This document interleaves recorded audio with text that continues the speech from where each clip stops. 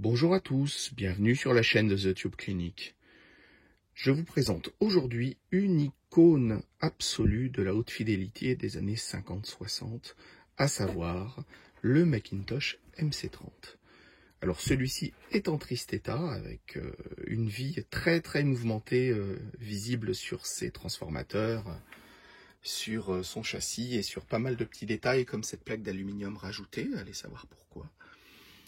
Et il s'agit aussi d'une première version des années 50, reconnaissable par son bornier d'entrée et de haut-parleur à vis sur bakélite, contrairement aux plus récents qui ont des borniers noirs sur une bakélite beaucoup plus épaisse et qui dépasse. Donc c'est un appareil qui a été importé des États-Unis il y a déjà quelques années et qui était soi-disant révisé, c'est ce qu'on peut souvent voir, hein, refait, révisé, en ordre de fonctionnement. Alors, réviser déjà, une chose sur le châssis qui peut laisser le doute planer, c'est le condensateur de filtrage d'alimentation qui est l'original des années 50, donc un condensateur des années 50 dans un ampli révisé. Moi je veux bien, mais c'est ni très sécurisant, ni très bon pour la vie de l'appareil, sa sécurité et accessoirement pour le son. Alors, l'appareil est arrivé des États-Unis en ordre de fonctionnement. Je vous fais écouter ce qu'il fait.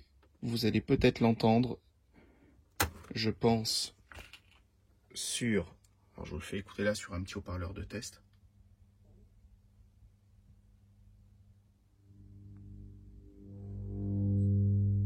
Voilà, vous entendez bien le ronflement, qui n'est pas normal au démarrage, bien entendu, et on est sur un petit haut-parleur. Et on entend que le ronflement, alors là, ce n'est peut-être pas audible sur la vidéo, mais le ronflement reste tout de même en fond. Et donc, il fonctionne, il n'y a pas de doute. Bon, le potentiomètre crache un peu. En gros, une combinaison de surf qui va jusqu'aux chevilles.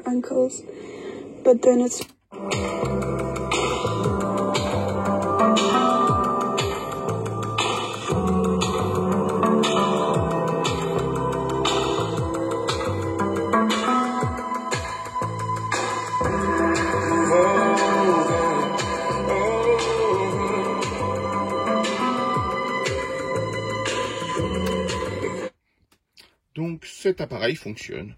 Alors ce qui s'entend peut-être pas non plus sur la vidéo, c'est qu'il fonctionne très mal. Le son est d'une médiocrité passablement affligeante.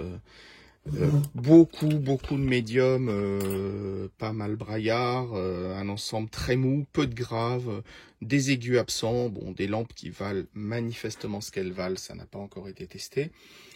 Et donc, une révision, disait l'annonce quand l'appareil a été acheté, donc c'est aussi pour ça qu'il a été acheté, parce qu'il était révisé, donc on va regarder ça tout de suite. Voilà, alors déjà, on commence par voir quelque chose ici, c'est que, voilà, révision ou pas, eh bien, toutes les résistances sont d'origine, c'est des résistances carbone, hein, qui ont donc très vraisemblablement varié, et qui sont dans des valeurs tout à fait fantaisistes pour des résistances carbone. Donc un fonctionnement qui doit être très loin du fonctionnement optimal et pas être du tout dans les specs de l'ampli d'époque.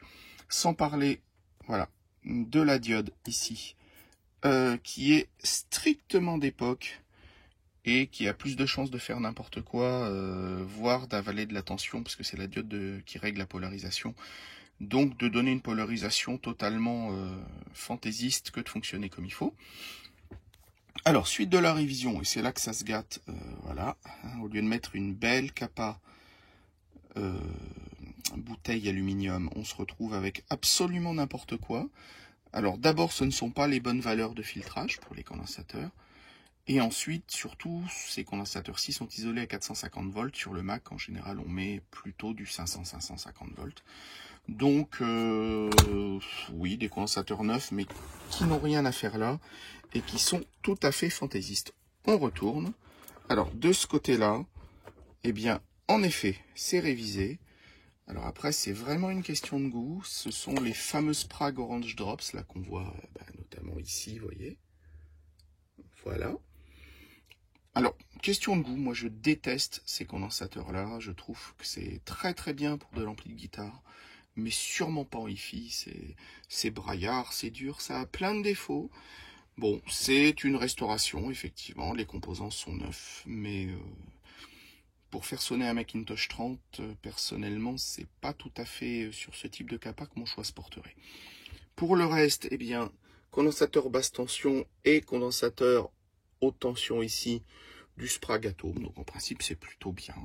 Le reste n'a pas l'air d'avoir été touché, et si on regarde de plus près la fameuse plaque aluminium que je vous montrais au-dessus de la dernière 12AX7, à savoir ici, donc, eh bien je vois pas trop à quoi elle peut servir, puisque il ne manque rien, manifestement, il n'y a pas de trou, ça n'a pas l'air d'être endommagé. Donc ce sera à vérifier lors de la restauration.